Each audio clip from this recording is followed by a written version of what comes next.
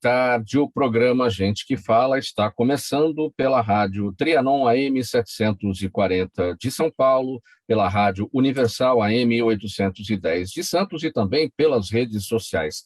Você nos vê pelas imagens do Instagram, do Facebook, do nosso canal no YouTube, nessa nossa jornada de hoje, e aquele convite diário para você curtir, comentar, compartilhar a nossa transmissão e participar também. O número do WhatsApp é o 973350038, 973350038. Eu sou o Mauro Friesman, 12:01 agora, e vamos apresentar os nossos convidados de hoje, que vão tratar dos nossos assuntos, vão analisar os nossos temas, todos hoje, sempre às quartas-feiras, voltados para a saúde, para o bem-estar e também para o comportamento. Dr. Luiz Henrique Penteado, médico ortopedista e traumatologista, ele integra a Sociedade Brasileira de Trauma Ortopédico, é vice-diretor clínico do Hospital São Vicente de Paulo, em Passo Fundo, no Rio Grande do Sul. Doutor Luiz Henrique, muito boa tarde, seja bem-vindo. Boa tarde, muito obrigado pelo convite, é um prazer estar aqui com vocês. Está em Passo Fundo nesse momento, né, doutor? Estou em Passo Fundo, correto. Obrigado. Obrigado pela presença aqui com a gente. Também conosco a doutora Priscila Camargo, médica dermatologista. Tudo bem, Priscila? Tudo bem, é um prazer estar aqui com você. Prazer, bom dia. Muito obrigado pela colaboração com a gente também. Doutor Enio Zima, médico dermatologista, especialista em alergia e imunopatologia. Tudo bem, doutor Enio? Boa tarde. Bem, Mauro. Boa tarde a todos. Sempre um prazer participar do programa. Obrigado pela colaboração sempre com a gente. E o Edson Laino, ele é psicólogo, psicoterapeuta, presidente da Sociedade Botucatuense de Psicologia Analítica. Está em Botucatu, interior de São Paulo. Tudo bem, Edson? Bom dia, Mauro. Bom dia a todos. Um prazer estar aqui com vocês, participar dessa rodada de conversa sobre saúde. Vamos lá, minha gente, 12:02, vamos então falar sobre saúde. O nosso primeiro assunto de hoje é o seguinte: a vacinação contra a Covid-19 em crianças entre 5 e 11 anos de idade ainda não conseguiu cobrir metade do público-alvo estimado pelo Ministério da Saúde, que é de 20,5 milhões de pessoas.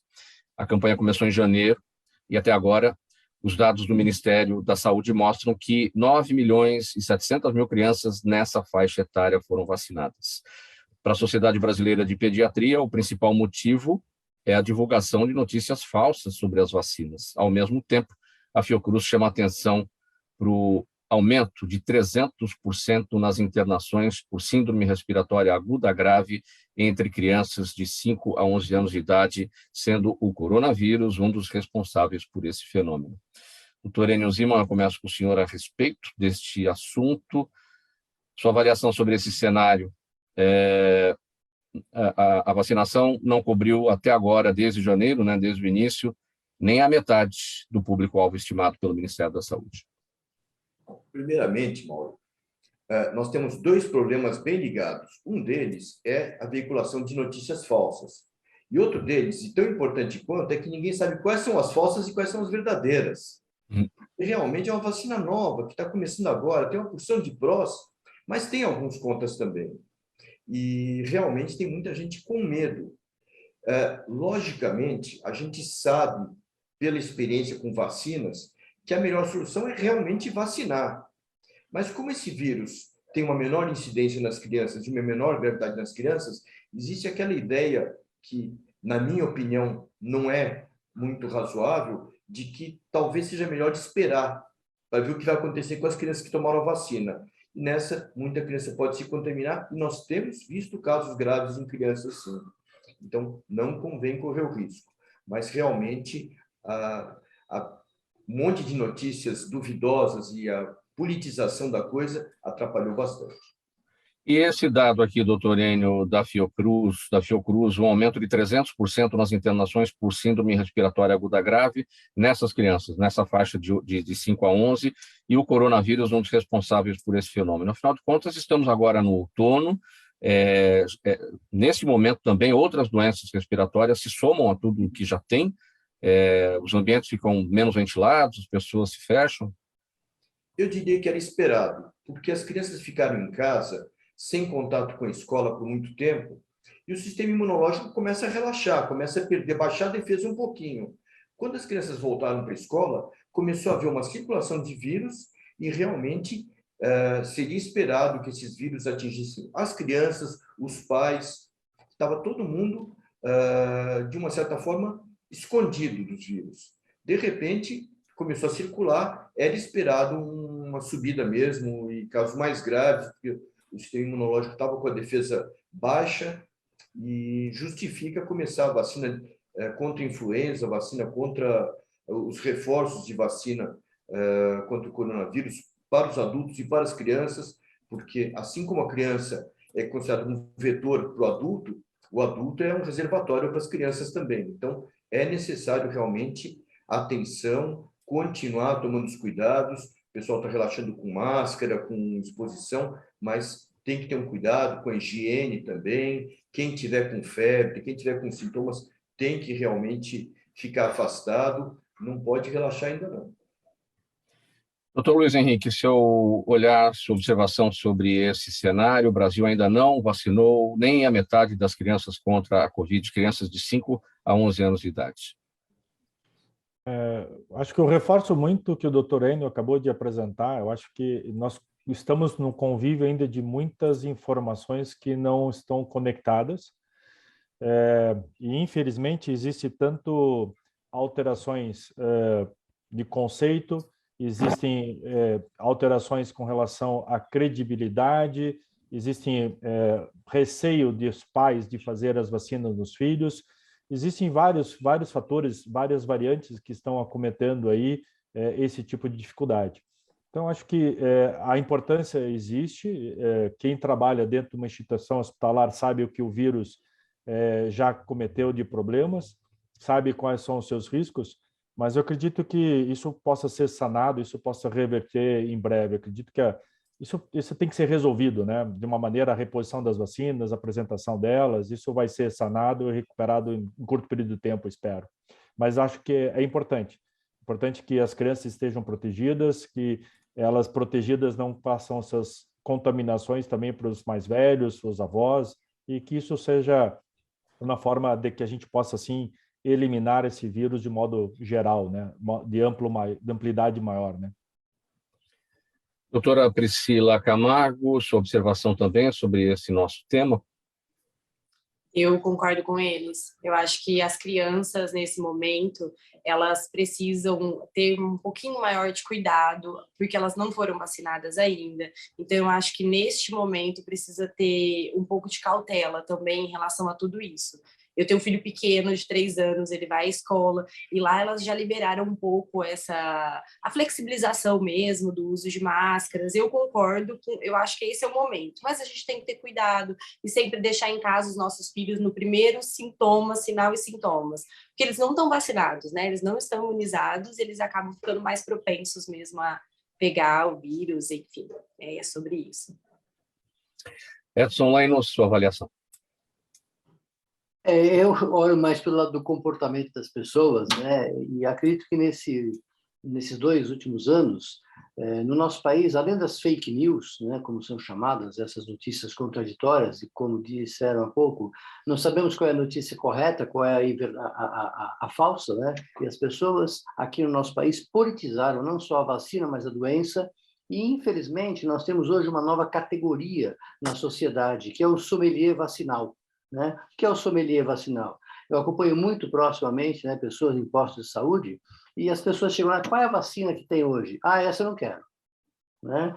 Eu não consigo imaginar algo semelhante. Então, rapidamente um comentário a mais. Quando eu estava na faculdade, há 30 e poucos anos, eu atendi um caso de uma mãe que não vacinou o seu filho, e o filho contraiu poliomielite. E o maior sofrimento da vida dela era ter que carregar o ônus da escolha que ela fez, né? Então, hoje nós vemos isso, né, no nosso país, uma contradição de notícias e principalmente no comportamento das pessoas em relação a algo que é tão importante ao longo da nossa história, que é a vacina. Pois é, e é algo estranho de entender, não é, Edson? Porque o Brasil é referência em vacinação, um país com dimensões continentais que sempre teve muito sucesso, né, na abrangência, de conseguir captar todo o público-alvo em toda e qualquer vacina, sem que ninguém perguntasse qual é a marca, enfim, né? Tudo muito estranho, né? Realmente é bastante estranho, Mauro, porque o nosso país não é só referência na questão de vacina. O nosso país é referência em saúde pública. O SUS Sim. é o maior convênio médico do mundo, né? Nenhum convênio médico atende o número de pessoas que nós atendemos via SUS, né? Mas, infelizmente, como eu disse há pouco, a questão da Covid-19 ela foi transformada numa questão de politização, de polaridade, como outros assuntos também hoje acabam, né, se tornando. E a população entra num comportamento de massa, mas que hoje nós temos via internet muita informação, mas essa informação não gera conhecimento.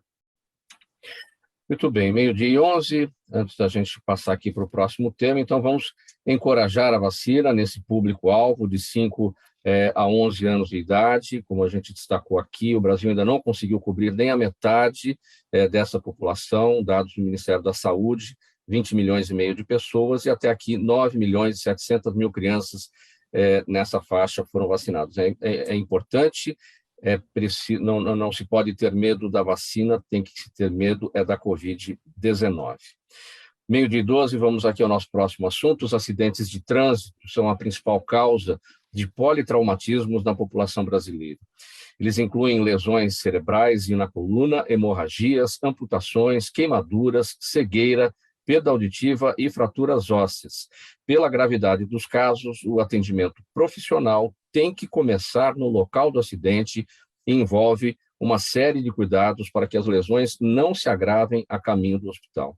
Dr. Luiz Henrique Penteado, existem estudos da parcela da população brasileira que vive com politraumatismos em razão de acidentes de trânsito. Temos esses dados, a gente sabe sobre invalidez, sobre as dificuldades que esses politraumatizados enfrentam no dia a dia? Sim, a gente tem dados documentados já de muitos anos, décadas, com relação ao politraumatizado. Nós chegamos a ter, no paciente politraumatizado, cerca de 40% de aposentadoria precoce por invalidez, por incapacitação. Então, muitos desses pacientes acabam sendo obrigados a serem aposentados, porque não tem condições, não tem mais a possibilidade de uma atividade funcional adequada. Então, essa é uma preocupação que cada vez mais se expõe, exatamente o risco dos acidentes automobilísticos, o risco dos acidentes motociclísticos, que isso é extremamente maior ainda, né? A motocicleta é um meio de transporte que tem alto risco de acidente, onde o próprio motorista, o piloto dessa motocicleta é o escudo, é o para-brisa do carro, do seu veículo. E existe também as situações hoje de acidentes por rodovias, acidentes no trânsito, dificuldades de entendimento de formas de segurança, fazendo com que haja um aumento ainda maior, ultimamente, desses números de acidente. E, de uma certa forma, ainda a população não entendeu, de uma certa forma coerente ou consciente, a necessidade de algumas proteções, né? Como o próprio cinto de segurança, carros que tenham a sua trafegabilidade com periodicidade de controle de freios, que estejam adequadamente preparados para estarem rodando. Em algumas situações, temos veículos completamente despreparados, sem uma manutenção, pois estão aí circulando nas rodovias, aumentando o risco de acidente, né? Isso tem sido uma frequente maior. E principalmente nos politraumatizados, como você comentou, a gente sabe que muitos dos politraumatizados na década de 80, 90, morriam nos seus locais do acidente por uma falta de total despreparo no acolhimento desse paciente no local do seu acidente e no seu transporte até a unidade hospitalar mais próxima. Muitos desses pacientes começaram a ter uma chance maior de sobrevida a partir do momento que, na década de 80 e 90, se instituiu uma melhor aparelhagem, um melhor treinamento aos serviços de resgate ao politrauma, ao resgate rodoviário. A partir do momento que alguns protocolos começaram a ser instituídos e houveram maiores treinamentos para esse serviço de resgate em rodovias e mesmo no trânsito municipal, isso começou a permitir que os acidentados, os pacientes decorrentes de um acidente de trânsito tivesse uma condição de chegar pelo menos vivo à instituição hospitalar, porque alguns já morriam no local por falta de atendimento, agora não, eles conseguem receber um atendimento e ter uma chance de uma sobrevida maior para que a gente possa chegar na instituição hospitalar e prestar o atendimento adequado para esse paciente. E isso trazer a ele uma possibilidade de menor riscos de doenças, menor riscos de sequelas e até mesmo o retorno funcional ao seu trabalho. A população, de uma maneira geral, sabe da necessidade, no caso de acidentes de trânsito, que as vítimas não devem ser removidas de qualquer maneira. É importante chamar o resgate, seja o Corpo de Bombeiros, o SAMU, se for uma rodovia, o trabalho prestado pelas concessionárias, mas ainda tem gente que acaba, acho que talvez na pressa de salvamento, querer, né, sair na frente, e é esse o grande problema, né, fazer a remoção de maneira inadequada. Exato. Há sempre aquela dúvida, quanto tempo demorar para que chegará o resgate? Eu não estou conseguindo acesso na rodovia, acesso telefônico, eu não consigo ter sinal de acesso para entrar em contato com alguém, e nessa ansiedade, nesse momento de procura, a situação de transportar esse paciente rapidamente para uma instituição, em algumas situações, pode agravar o problema desse acidentado ou trazer algumas complicações para que, tardiamente, a gente não tenha como resolver esse tipo de situação. Então, acho que hoje a gente tem procurado também divulgar maneiras que a população, de maneira simples, de uma maneira adequada, possa dar um pequeno suporte inicial a esse paciente no local do atendimento. Isso são coisas de treinamento, a gente tem viabilizado na nossa sociedade do trauma, divulgado maneiras que a gente possa fazer, a população também tem um entendimento do que é o primeiro socorro, o que é possível ser feito e o que ele pode fazer naquele local para permitir que o resgate possa ter um tempo de chegada também. Então, isso é importante. Tem coisas que podem ser feitas e algumas, infelizmente, não são aconselhadas. É isso que o pessoal precisa tentar controlar a ansiedade neste momento e buscar esse tipo de treinamento que estão oferecidos aí nas nossas sites, mídias e muitos lugares no YouTube você tem esse tipo de acesso, esse tipo de treinamento também. O socorro, esse tipo de socorro prestado, ele de alguma maneira, ele poderia ser feito pelas pessoas comuns. Isso passa pelo banco escolar, passa pela formação de cada cidadão. Houve uma época em que a gente tinha nos carros aquele kit de primeiros socorros, isso aí acabou, enfim, e também nada era muito adequado, porque as pessoas não sabiam usar aquilo para fazer o socorro, enfim, não temos o preparo. O cidadão médio brasileiro, o cidadão comum, não tem esse preparo.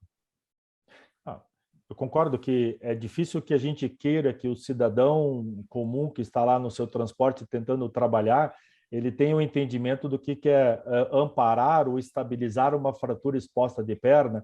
É difícil ele entender o que esse paciente possa ter de uma síndrome hipovolêmica, mas se a gente conseguir fazer e se o treinamento, né, que cada pessoa que faça uma autoescola, cada pessoa que tenha a sua carteira de licença, ele saiba entender o que é importante manter uma via aérea livre, que o paciente possa ter um contato de exposição para respirar, ter condições de ter viabilidade para isso. Se a gente pudesse saber o entendimento de uma maneira compressiva em algum ferimento exposto, onde haja algum sangramento, eu conseguindo manter a via aérea desse paciente, que ele possa respirar e conseguir tamponar algum sangramento, eu permito a chegada do resgate e facilidade.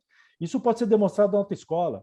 A autoescola, quando você vai tirar a sua carteira, você pode fazer esse tipo de treinamento, né? Reciclagens, né? Vivem fazendo reciclagens, isso também pode ser utilizado, né? De uma maneira situal.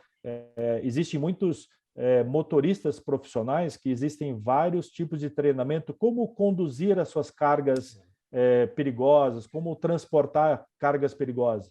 Isso também pode ser feito o treinamento para essas pessoas, também como ajudar a socorrer as pessoas de modo simples, mas que possa permitir a sobrevida desse paciente até o resgate chegar. Sim.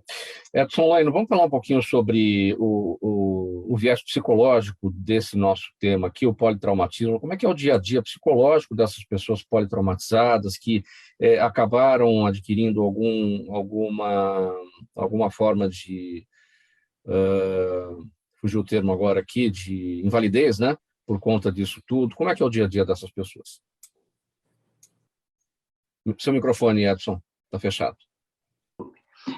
Para nós respondermos isso, para responder isso, nós precisamos dar um passo atrás, né? Ou seja, nós vemos um país que tem como perfil o Macunaíma, né? É um país de pessoas indolentes, né? Que não seguem regras, que não buscam nenhuma informação. Há cerca de uma semana tivemos mais, e isso porque foi divulgado pela mídia, né? Mais um acidentado, né? Politraumatizado, por conta de não quis usar o cinto de segurança no banco traseiro. Né? Eu vou para São Paulo com frequência, né? Cada 2 ou 3 semanas eu estou em São Paulo, então eu vejo, tanto quanto aqui, motociclistas, como disse o Luiz Henrique há pouco, que não têm qualquer responsabilidade na condução de um veículo. As sequelas, muitas vezes irreversíveis, né? Elas acabam levando o indivíduo a um comportamento, a uma culpabilização, ou melhor, uma autoculpabilização, porque muitas vezes ele foi o absoluto culpado, o único culpado, para ficar tetraplégico, né? Ou paraplégico, ou ficar inválido por alguns meses, ou até aposentado também, como o Luiz Henrique disse. Então, é esse comportamento de nada vai acontecer comigo, né? Parece que é uma onipotência juvenil, né? Muitas pessoas, não importa a idade, carregam um tanto dessa onipotência juvenil. O que é isso? É um comportamento do jovem que acha que nada vai acontecer com ele. Ele pode empinar a moto, ele pode andar. Há pouco tempo passaram por mim aqui na estrada, né? Numa estrada próxima aqui a Botucatu, uma pessoa que eu estava a 120 e a pessoa pelo menos estava a 200 por hora. Né? E não era nenhum carro que você diz assim, não, um carro tem estabilidade, tem uma boa mecânica. Não, era um carro desses populares.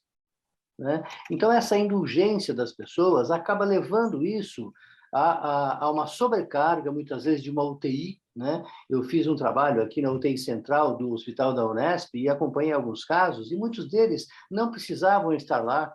Você, muitas vezes, dentro de uma UTI, não pode receber uma pessoa com um AVC em janela ou coisa parecida, e para colocar alguém que teve uma polifratura, um politraumatismo, por conta de um acidente de moto, que poderia ser evitado. Né? Então, eu peço um pouco esse comportamento. Né? Você citou o caso do ex-BBB, Rodrigo Mussi, né, acidentado Isso. aí há alguns dias, enfim, infelizmente, isso criando toda uma comoção em todo o país.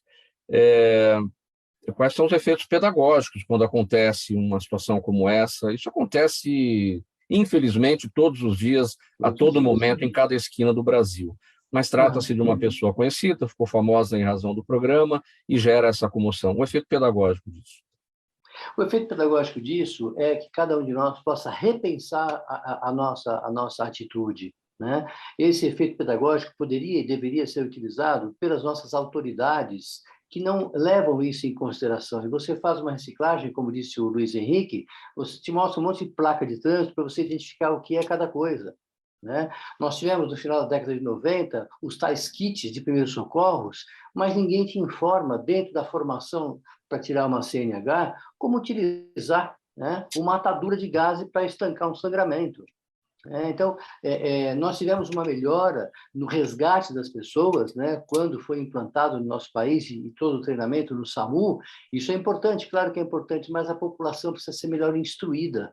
Né? Então, o efeito pedagógico que eu vejo é, enquanto indivíduo fazemos algumas coisas, enquanto autoridades também fazemos algumas coisas. Muito bem, 12h24, vamos seguir aqui com o nosso próximo assunto, nessa edição do programa Gente que Fala de quarta-feira, o espaço aqui sempre nesse dia voltado para os assuntos da saúde, do bem-estar e do comportamento. Vamos lá. Eles estudaram em bons colégios, falam outras línguas, têm acesso à cultura e dominam a tecnologia. Pertencem a uma geração que teve muito mais do que a de seus pais. Porém, cresceram com a ilusão de que a vida é fácil, que já nascem prontos e que merecem ser felizes, seja no trabalho, na escola, em casa ou nos relacionamentos. Quando isso não acontece, né? Sentem-se traídos, frustrados, injustiçados. Edson, por que boa parte dessa nossa nova geração que está aí é assim, age desta forma? A responsabilidade é nossa. Né? Somos nós que criamos e educamos esses bichinhos que estão aí. Então, passa o manual de instruções aí para isso ser reajustado. Manual de instruções de comportamento. A única pessoa que eu conheci nesse país que tinha algo semelhante ao manual de instruções chamava-se, faleceu há algum tempo, o doutor Isamitiba, né? Que é quem arriscava poder propor um manual de instruções. Mas eu começo com a sua fala, que diz mais ou menos assim, né? Eles têm tudo, mas eles não são nada. E eles não perceberam isso ainda. Porque nós, pais, muitas vezes, não dizemos a eles que eles não são nada. Para ser alguém, você precisa construir. Né? É importante que cada um de nós faça o seu papel como educador em casa, primariamente, para que esses indivíduos possam crescer, porque eles acreditam hoje, né? Você pega uma molecada de 10, 12, 15, 20 anos, eles acreditam que ser feliz é um merecimento deles. E os pais suprem-os com tudo que têm direito, acreditando que eles serão felizes. Felicidade é uma conquista pessoal, individual, subjetiva. Enquanto comportamento, nós precisamos olhar um pouco que hoje nós temos a maior parte da nossa população jovem, né, sofre de duas coisas que eu nomino como politraumatismo psíquico, né, e múltiplas frustrações. E eles não conseguem lidar com isso. Por que não conseguem lidar com isso? Porque nós, pais, não ensinamos adequadamente desde casa. Né? Os pais hoje se preocupam muito que as crianças precisam ser amadas como se fosse um doce cozido em banho-maria, né? Mas não, as crianças não precisam ser amadas dessa maneira como são, sufocadas. Elas precisam ser orientadas à vida delas, para que elas possam conquistar um espaço no mundo. Mas hoje nós vivemos uma sociedade absolutamente permissiva. Quando eu vejo uma criança de 7, 8, 10 meses com um tablet na mão, né, eu digo para o pai e a mãe, eu vou ali infartar e daqui a pouco eu volto e a gente conversa. Né? O que tem mais ou menos isso. O que tem levado, Edson, essas crianças a terem, esses jovens, crianças e jovens, a terem medo além do normal? O medo é importante, um medo faz com que a gente mantenha a distância daquilo que é perigoso. É necessário ter medo. Agora, o excesso, a ponto de isso virar pânico, síndrome do pânico, a doença comum, é o mal da sociedade moderna. O medo é uma coisa ancestral nossa, né? É um medo que a gente chama de arquetípico. Né? Desde as cavernas, o homem estabeleceu o medo como uma forma de proteção. E nós temos isso como uma forma de proteção. Quando você me diz, Edson, a molecada hoje tem medo de tudo, né? Isso gera um quadro de ansiedade, muitas vezes redundando num quadro de transtorno do pânico. Nós temos crianças que são tão protegidas, né? Tão absorvidas nesse colo familiar, que qualquer coisa elas temem. Por quê? Porque elas não conseguem lidar com as frustrações da vida. Para que a gente cresça, nós precisamos nos frustrar. Para que cresçamos, nós precisamos aprender a lidar com as frustrações. O cara que mais falou sobre isso, né, que era Viktor Frankl, é um cara que ficou no campo de concentração e estabeleceu uma teoria chamada resiliência. O que é resiliência? É lidar com a frustração, é lidar com aquilo que não está legal. Né? Então, nós não orientamos os nossos filhos a fazerem isso hoje. Precisamos fazer mais isso. Deixar andar com o pé no chão. Sim. Doutora Priscila, quero pegar aqui, você tem um pequenininho em casa, né, de 3 anos de idade, que você falou, como é que você observa? Quase que eu interrompi ele para fazer pergunta. Não, porque o Edson, quero pegar o início da fala dele, quando ele disse que a gente não fala para os filhos que eles não são nada, né? Como é que você observa isso? Você que tem um pequenininho, tem muita coisa pela frente para acontecer. Tem sim. A hora que ele começou a falar sobre essas de dar o tablet, eu sou totalmente contra também. Eu acho que não é o momento. E aí eu me deparo com várias amigas e mães fazendo isso, e só o meu não. Parece que eu estou errada. Então, quando ele falou isso, me deu um conforto no coração. Eu falei, bom, estou no caminho certo. É muito difícil educar. É muito difícil mesmo. A gente tem essa tendência que ele falou, a colocar nossos filhos numa bolinha e largar ali. É só, nossa, ele vai ser feliz aqui com tudo que eu der. Mas eu acho que não é por aí. A gente precisa, lá em casa, pelo menos, a gente opta por sempre conversar muito, falar muito, educar com amor, sem agressão, com muito amor, mas com muito pé no chão. Então, a gente tem essa linha de raciocínio. Você precisa saber exatamente o que está certo, o que está errado, será punido se fizer algo errado, mas aquela punição do amor, não é a punição do tapa, que na década de 80, pelo menos eu sou da década de 80, os nossos pais tinham outras mentalidades. A mentalidade era você dar um tapinha que não dói e resolve. Hoje não, você consegue conversar e resolver muitos problemas. E os nossos filhos, essa geração, ela tá aberta para ouvir. Eu acho que são os pais que têm dificuldade de falar. Eu acho que os pais realmente, é como ele falou, têm dificuldade de expor e de realmente colocar limites e ordem dentro de casa. Então, eu acho que está havendo, eu vejo isso com as minhas amigas, está acontecendo muito isso. Essa coisa de eu dou tudo e ele não pode chorar. Não pode chorar, porque se chorar está errado. Doutor Enio Ziman, e o vovô também está ajudando a estragar? Também não consegue falar para o neto? É um problema complicado. Quando a doutora Priscila fala, puxa, eu sou da década de 80, eu penso, puxa, em 1980 eu recebi um diploma de médico, né? Então, essa geração que está criticando a nova forma de educação, eu critiquei há um tempo atrás, né? Então, a gente vê que as coisas são cíclicas. Eu acabei agora há pouco de falar para um pai de uma criança que estava pulando no consultório, subindo em tudo, etc. Eu virei para ele e falei, está vendo o trabalho que você deu para os seus pais quando você tinha essa idade? Né? E realmente ele falou exatamente, a mãe falou a mesma coisa, falou, minha mãe sempre me falava, você vai ver quando você tiver seus filhos, realmente é difícil educar uma criança, mas a dica que eu tenho é mais ou menos o seguinte, a presença dos pais é o principal fator. O carinho, a presença, o ensino de uma religião, tudo isso é importante, seja ela qual for, tudo isso é bastante importante para o desenvolvimento de uma criança. O resto vem depois, se ela vai usar tablet, se ela vai seguir uma tecnologia, tudo isso, no final, acaba se acertando, acaba dividindo o numerador pelo fator e acaba se ajeitando. Mas a presença, a segurança que os pais dão para uma criança é muito importante. Educar com amor, né? Sim. Doutor Luiz Henrique, a pergunta aqui é propícia para um ortopedista. Vamos pegar aqui a música da Kel Smith, que joelho ralado dói menos do que um coração partido. Então, você pode deixar ralar o joelho e deixa o tablet para lá, que a criança vai ficar com o coração partido porque não está com o tablet. É bem controverso esse tema. Eu acho bastante difícil de como lidar exatamente com essa situação. Mas eu acho que a gente vai tendo e vai observando isso sequências, né, de gerações. A gente vê aí, eu lido muito com a geração millennials, ou a geração que está aí saindo de graduação, residentes, né, geração millennials, geração Z que está por aí, que você vê que a formação dessa gente que está saindo de uma faculdade de medicina ou ingressando numa residência médica é totalmente diferente da nossa geração mais antiga. As prioridades são outras, os conceitos são diferentes, as ambições são totalmente diferentes. A minha geração, a gente se preocupava em ter dinheiro para poder comprar casa própria, você ter o seu meio de transporte e garantir o seu futuro, a sua aposentadoria.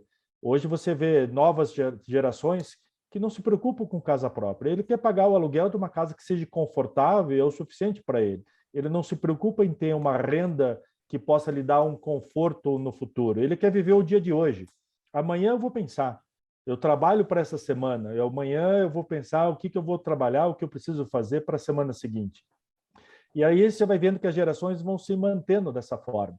E essa mentalidade acaba passando também com as novas. Então, as gerações passam a ser muito mais tecnológicas, né, do que realmente alguma coisa do manuscrito, de pensar, do raciocinar, né? É muito mais fácil eu ter o Google me respondendo tudo do que eu ter que realmente pensar em onde eu devo procurar minha resposta. O Google responde muito fácil do que quem tinha que procurar vários e vários livros da Barça para você poder achar a resposta adequada de um evento. Então, isso faz com que a frustração seja maior. E a partir do momento que você vê que, por mais que seja o joelho ralado ou não, a frustração existe, porque você pode ter alguns sintomas, porque a internet não funciona, porque o sinal da torre de celular acabou. A frustração vai existir, mesmo que você não retire a incapacitação da criança em desenvolver as suas atividades, porque simplesmente ficou fora de sinal, é grande. Então, essa é uma situação que eu acho que nós estamos permitindo de que ela realmente aconteça. Eu acho que isso deveria ter uma orientação, acho que o doutor Enio falou bastante isso, isso já foi criticado, só que, infelizmente, a gente permite com que a geração tome à frente as suas atitudes e isso está só piorando a evolução das gerações e as aceitabilidades do que é certo e do que é errado, né? Edson, eu volto aqui na música eu até peguei a letra aqui na música da Kelly Smith, que se chama Era Uma Vez, né? Um sucesso, né? Era uma vez, o dia em que todo dia era bom, delicioso o gosto e o bom gosto das nuvens serem feitas de algodão, dava para ser herói no mesmo dia em que escolhia ser vilão e acabava tudo em lanche, um banho quente e talvez um arranhão. É esse o caminho, né? De sair da redoma, né? Exatamente, a saída redoma é poder soltar a criançada de novo, fazer com que elas explorem o mundo, né? O mundo, né? Como disse Luiz Henrique, o mundo está muito fechado na questão da internet hoje. As pessoas todas vivem voltadas para isso. A criança não lida mais com as frustrações, né? Papai e mamãe, por estarem ausentes em muitos momentos, e em grande parte do tempo, tentam suprir as crianças, os filhos, com tudo que é possível, né, para que eles não se frustrem, como uma forma de compensação enquanto pais, né? Nós, pais, temos que frustrar. Eu acho que o caminho da educação de filhos é a frustração, porque a vida nos oferece muito mais nãos do que sims.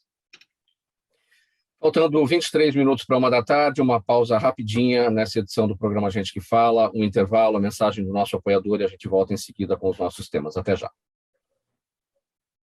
Toda ação estratégica de sucesso tem um componente fundamental, um instituto de pesquisas ético, rápido e preciso. Afinal, é ele que vai fornecer informação confiável, sem achismos e palpites. E isso, numa época de mudanças rápidas e repentinas, é fator crítico de sucesso. A Orbis é um instituto de pesquisas que une precisão e confiabilidade estatística com a mais alta tecnologia de pesquisas do mercado. Tem inteligência artificial, robótica, big data, entre outros recursos, para que você tenha uma informação correta, confiável, com o menor custo e no menor tempo possível. Na sua próxima ação, seja ela corporativa ou política, comece pela Orbis, porque com a informação correta você vai mais longe, mais rápido e com mais segurança. Faltando 22 minutos para 1 da tarde, agora de volta com o programa Gente que Fala, edição de quarta-feira com os assuntos da saúde, do bem-estar e do comportamento. Dr. Enio Ziman, o suor é uma resposta natural a certos fatores como clima quente, atividade física, estresse, medo ou raiva. Já o suor excessivo e sem motivo aparente é caracterizado pela hiperidrose. Essa condição causa desconforto e, em alguns casos, até problemas psicológicos. E a boa notícia é que existem vários tipos de tratamento aplicáveis conforme o tipo e a origem do problema. É sempre importante consultar um médico, pois a hiperidrose pode revelar doenças graves. Doutor Enio, você ainda sua quando participa do programa Gente que Fala? Ou já passou? Bastante. A gente fica tenso, fica estressado na frente de uma câmera, né? Mesmo quando a câmera é da gente, né? Quando a gente fazia presencialmente o programa, era mais estressante um pouquinho. A gente corria, saía do consultório, atravessava a cidade, sentava, estava molhado, aí ligava aquele ar-condicionado, aliviava um pouco, e a gente faz parte, né? Mas a gente transpira assim. Transpirar é uma coisa bastante natural. É o tipo da coisa, quando a gente fala de um problema de saúde, a gente normalmente se dirige a algumas pessoas, mas transpirar, todo mundo transpira, né? Quem não usa um desodorante, quem nunca usou um antitranspirante, muitas das pessoas que estão assistindo o programa já se assustaram com aquelas notícias que antitranspirante pode dar câncer, pode isso, pode... Tudo boato de internet, tudo bobagem que se espalha que nem fogo. Gente, quase todas as pessoas do mundo já usaram antitranspirantes e a grande maioria utiliza no seu dia a dia. Os antitranspirantes não é pecado, não dá câncer, né? E quando existe a tal da hiperidrose, é necessário um tratamento. Existem vários tratamentos possíveis. Aquela criança que vai fazer uma prova e fura o papel da prova porque está com a mão molhada de transpirar, uma coisa bem típica, um sintoma bem típico, uma queixa frequente, né? A mãe traz a criança no consultório, fala, ele não consegue fazer uma prova, que fica nervoso e transpira, molha tudo. Então, aí é o caso da gente tratar. Qual a diferença entre o suor normal e a hiperidrose? Qual é o limite, né? Como é que a gente descobre que está além da conta? Então, é um limite praticamente invisível e variável. Eu considero que começa a ser um problema quando a pessoa fica incomodada, quando a pessoa tem um transtorno, seja ele psicológico, seja ele... Há uma perda de qualidade de vida por causa da transpiração. A gente tem as pessoas que se incomodam pelo excesso de transpiração, porque ficam realmente molhadas, e tem as pessoas que se incomodam por causa do odor, né? Também é um problema complexo, também exige tratamento, e também tem um tratamento que vai trazer um resultado, uma mudança de qualidade de vida. Agora, a hiperidrose, ela se caracteriza pelo suor no corpo inteiro ou em determinadas regiões. Tem gente que transpira nas axilas, tem gente que fica com o rosto molhado, até escorrendo, testa. Como é que a gente identifica melhor? Na realidade, a transpiração tem uma função de manter a temperatura corporal. Se a gente suprimir a transpiração de uma forma global, a pessoa vai ter febre. É uma função fisiológica. Então, uns transpiram muito pelas mãos, outros pelos... Mãos, pés e axilas são as principais queixas. Mas existem pessoas que transpiram muito pelo rosto, pelo couro cabeludo, né? Existem profissionais, e não é um caso nem dois, eu tenho profissionais médicos que me procuraram porque em centro cirúrgico tem medo de pingar suor dentro do paciente, né? E para tratamento, etc., né? Então, realmente, transpira rosto, transpira couro cabeludo. E quais são os tratamentos disponíveis hoje, conforme tratamentos aplicáveis, né, conforme o fator, né, aquilo que tem feito a pessoa transpirar em excesso? Isso, conforme o caso. Os tratamentos vão desde os antitranspirantes tópicos, que a gente utiliza bastante, que todo mundo compra na farmácia, compra até no supermercado, né? Até medicamentos que controlam essa parte liberada pelo sistema nervoso mesmo, que é o nosso sistema nervoso autônomo, né? Então, são bloqueadores do nosso sistema nervoso autônomo, né? Até procedimentos cirúrgicos, como a simpatectomia, onde há a secção do gânglio que controla a transpiração, e ela pode ser super seletiva, né? Melhorar a transpiração axilar, transpiração de mãos, de pés, conforme a necessidade, e passando pela aplicação da toxina botulínica, né? Conhecido normalmente como Botox, né? Foi o primeiro laboratório que trouxe a toxina botulínica tipo A, que lhe bloqueia seletivamente a transpiração no rosto, no couro cabeludo, e nas axilas também a gente usa bastante. A hiperidrose, ela afeta igualmente adultos e crianças, jovens, adolescentes? Tanto adulto quanto a criança podem ser afetados. Realmente, o exemplo que eu citei da criança que fura a prova é porque realmente a criança fica tensa, fica ansiosa, né? E, às vezes, até ajuda psicológica é importante nesses casos. Vai lá, faz a prova que você vai se dar bem, tal. Você estudou, você está preparado, faz a prova. Só isso já melhora bastante. Mas, realmente, tanto adulto quanto a criança. Tem aquele adulto que tem medo de uma reunião. Poxa, eu vou ficar transpirando, vão perceber que eu estou nervoso, que eu estou ansioso. E, realmente, molha mesmo. Eu lembro da figura de um professor de matemática que lhe dava aula com lencinho na mão. Agora, você falou do mau cheiro. O mau cheiro não é uma característica da hiperidrose. Há pessoas que suam normalmente, naturalmente, dentro dos limites e que têm o mau cheiro, né? Existem tratamentos para isso? E qual que é a diferença entre o desodorante e o antitranspirante?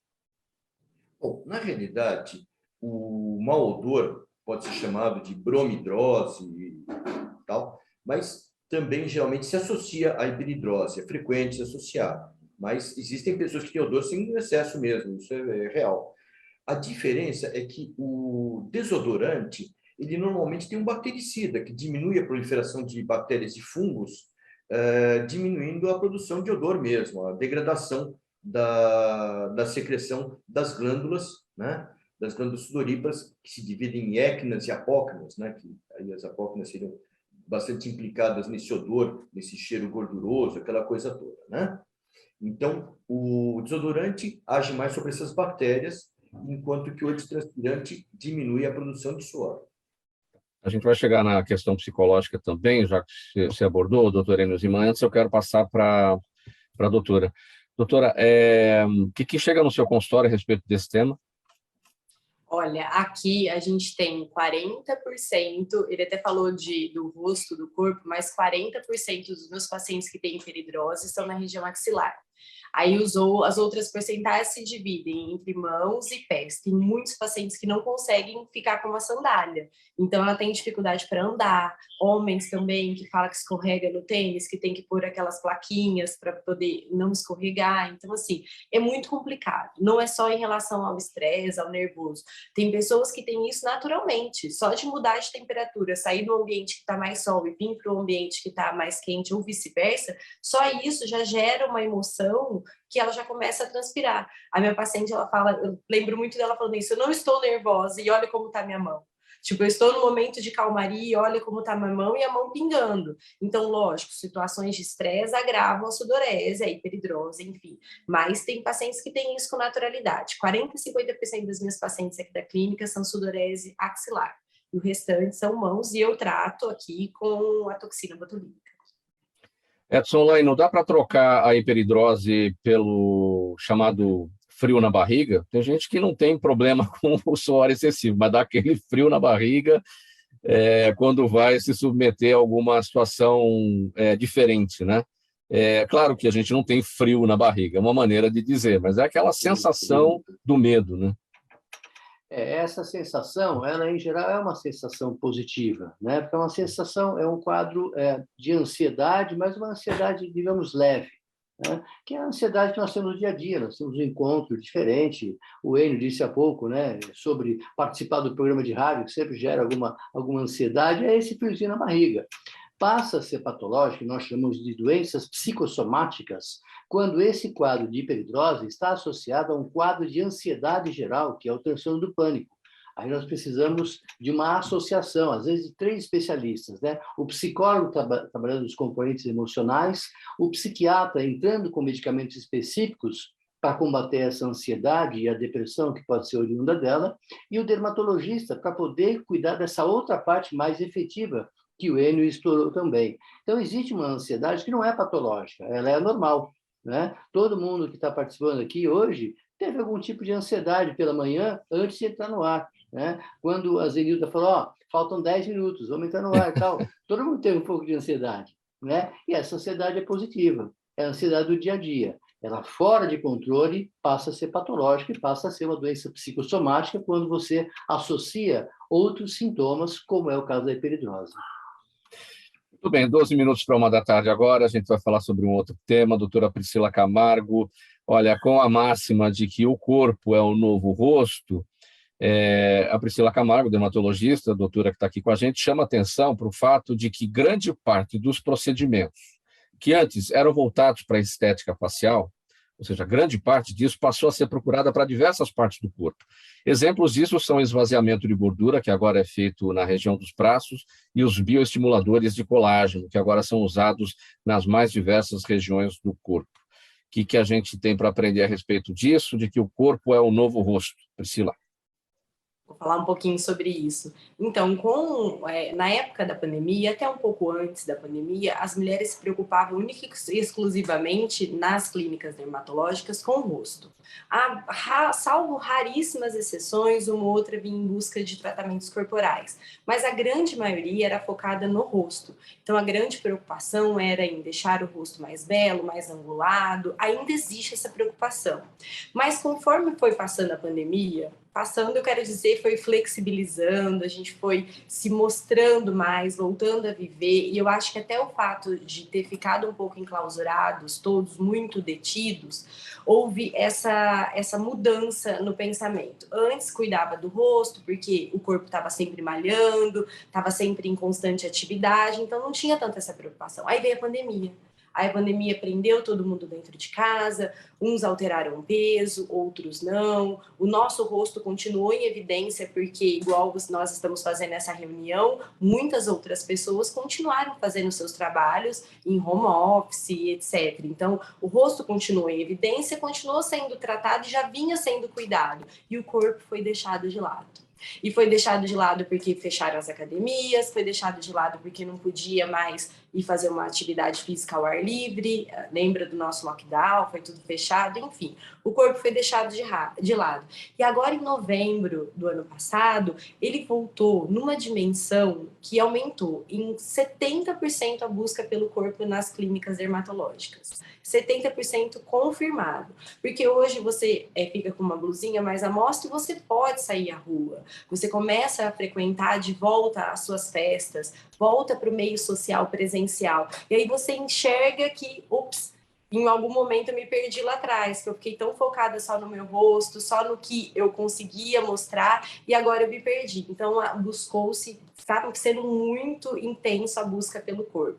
E agora a gente conta com o advento de novos produtos, a tecnologia é sempre muito extrema e avançada no nosso setor, no setor principalmente da estética, da parte dermatológica, mas a parte mais estética, é sempre muito renovador. Então, hoje a gente tem esvaziadores de gordura, que você não precisa passar por uma cirurgia plástica, você consegue retirar a sua gordura em consultório, sem downtime, você faz e volta a trabalhar. Existem os bioestimuladores de colágeno, que faz parte do nosso protocolo de flacidez. Então, você consegue cuidar de uma flacidez do abdômen, para quem tem uma flacidez abdominal, dos braços, corpos à mostras. Então, essa parte de ter os corpos à mostra e esse convívio social retomou o pensamento das mulheres em relação, em algum momento eu me perdi aqui e deixei o meu corpo de lado. E também a vaidade feminina, eu não estou dizendo que a gente não deixou de cuidar do rosto, não. Mas a vaidade feminina, ela é bem sazonal. Então, se a gente está no verão, está numa época que voltou a ter os carnavais, então o corpo volta a ser um grande fator de cuidado, de pensamentos. Nossos pensamentos, ele retoma para esse lado porque o convívio, o meio está nos direcionando para isso, né? Agora, isso só está acontecendo com as mulheres, com os homens, não? Com os homens também. Com os homens, eu digo mulheres porque o meu público é mais feminino. É o seu público. Mas com os homens também.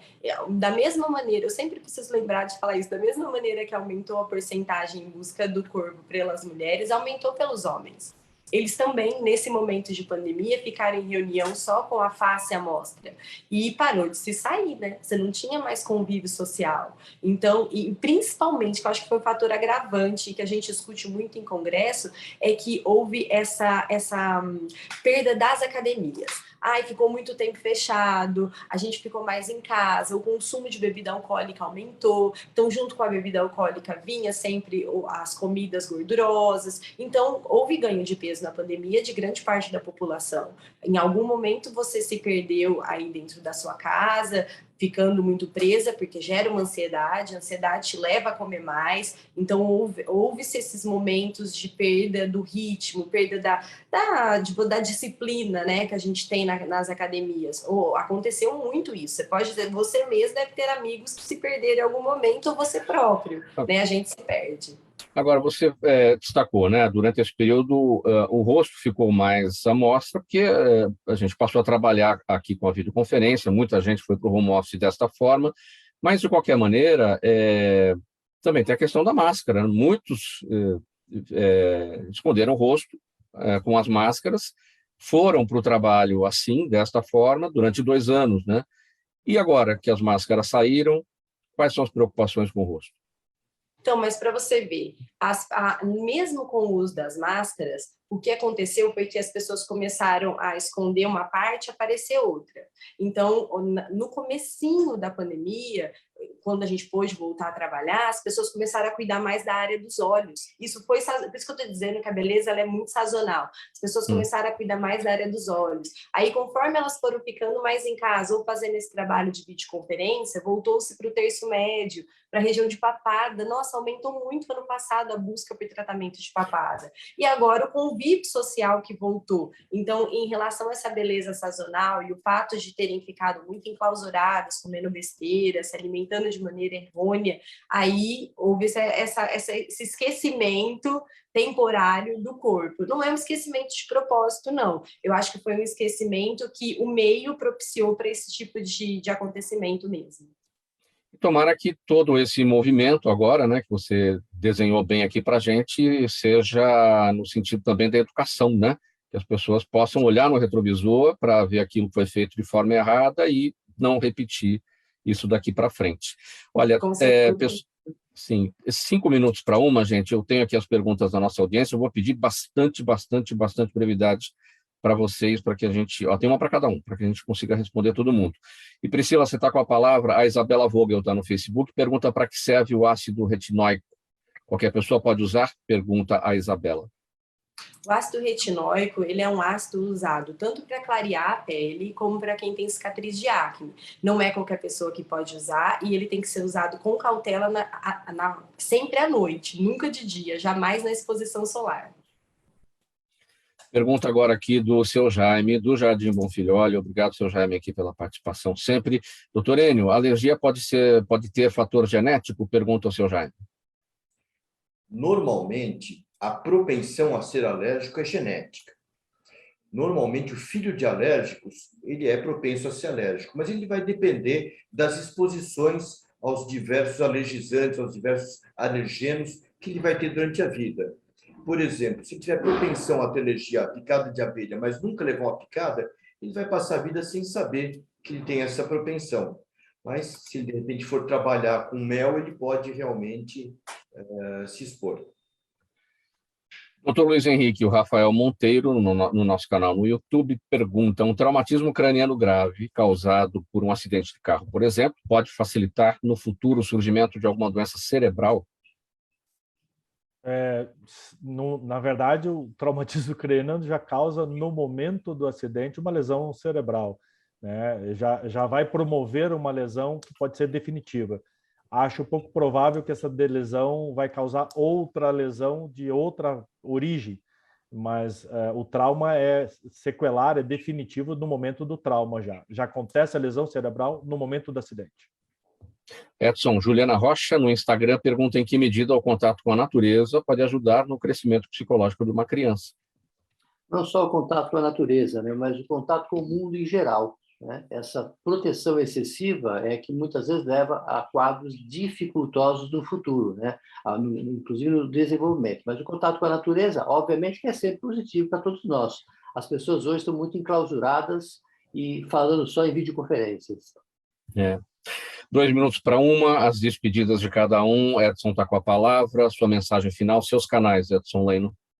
Obrigado pela atenção de vocês, o convite, obrigado pela participação das pessoas, né, para poder ter essa troca.